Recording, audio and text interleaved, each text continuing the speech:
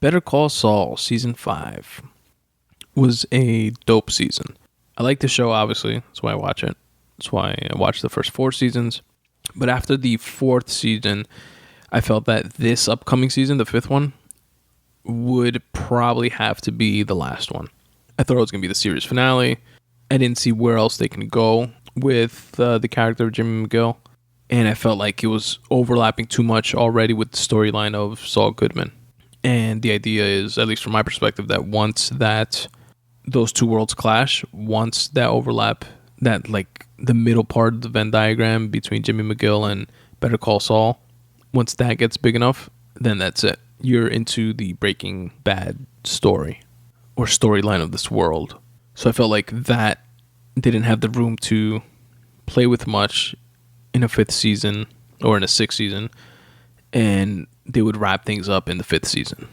But Vince Gilligan, Peter Gould, you never cease to amaze me.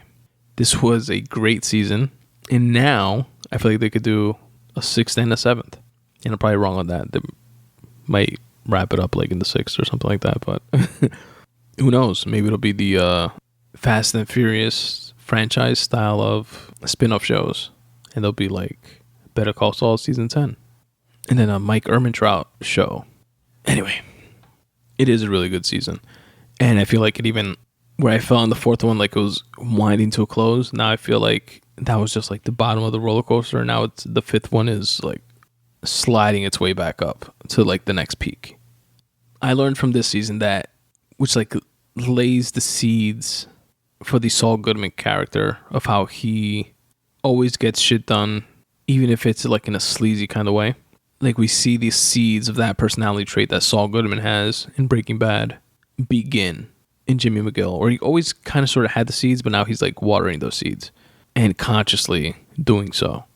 And he'll always find an angle to get what he wants. And in fact, in this season, he is Saul Goodman already when he's practicing law. Because in the beginning, in the very last episode of season 4, when he's going to begin practicing law again, he also submits for a name change for Saul Goodman. So in this season 5, when he's still Jimmy, and he's doing that transition between Jimmy and Saul Goodman, but he uses the Saul Goodman name for practicing law.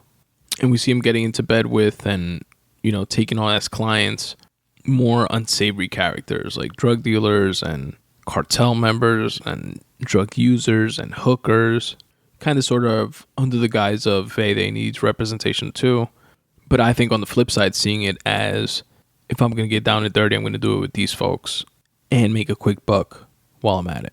And they're not going to judge or cast judgment on me, rather, and my integrity, because what they're doing is far worse. I feel like there's a little of that going on in Jimmy's head and his decision making.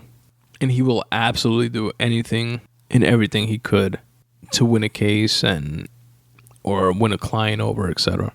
Like he used these like visual aids to get a client. Like he was at his door and he was like, just look at this. Let me just show you these 3 pictures. And the guy doesn't want to give him like the time of day. And he's like, if after this you don't want to deal with me, I'll just walk away. I'll leave you alone. This is the guy that was holding out on like the Mesa Verde deal. Like he didn't want to like sell them his house so that they can build on the land. And he was like the last house that was holding out. And he shows him a picture of a horse fucking a guy or something like that. Like a man getting fucked by a horse or a man fucking a horse, something like that. And the guy's like just so taken aback. He's like, what the fuck? And he's like, it says something, I'm paraphrasing and probably fucking it up, but it says something to the effect of, if you let me represent you, I'll make sure that you never get fucked this way by them or some shit like that. But basically got the guy's attention and wound up getting him as the client and getting his way, right?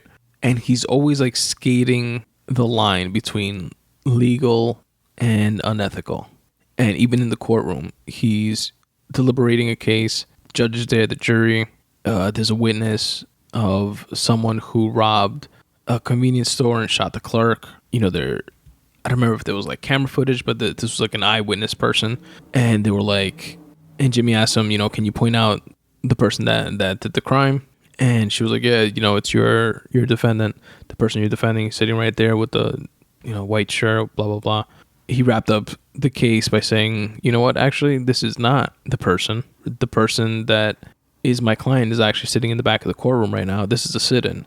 So you clearly don't know who the person was or whatever because you're mistaken. And this person that you just pointed out was actually, has an alibi and, is just like a sit-in person and, lived across, was somewhere else at the time the crime took place. So that person couldn't be implicated, but then the credibility of the witness was shot because the real person that was his client that was in question is like in the back of the courtroom. So the judge had to throw out the case and like he would do shit like that. What else? It was a good season. There was a lot of Jimmy and his now wife, Kim, which they got to a point where she was about to leave him.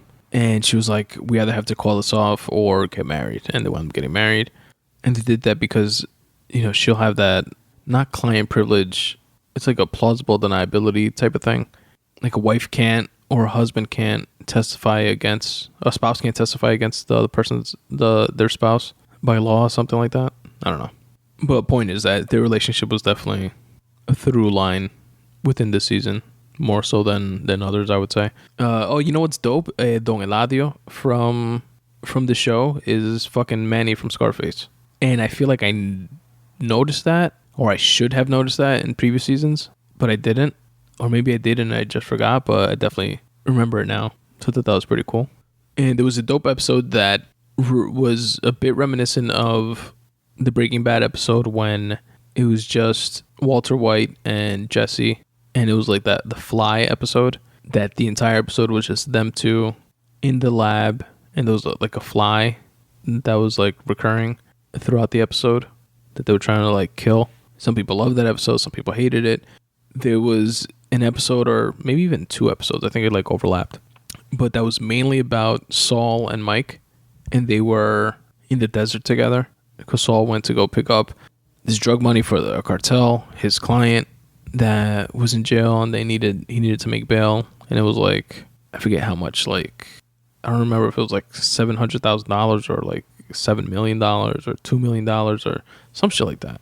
And he went to go pick up the money cash in the middle of the desert. He picked it up. Saul's on his way back.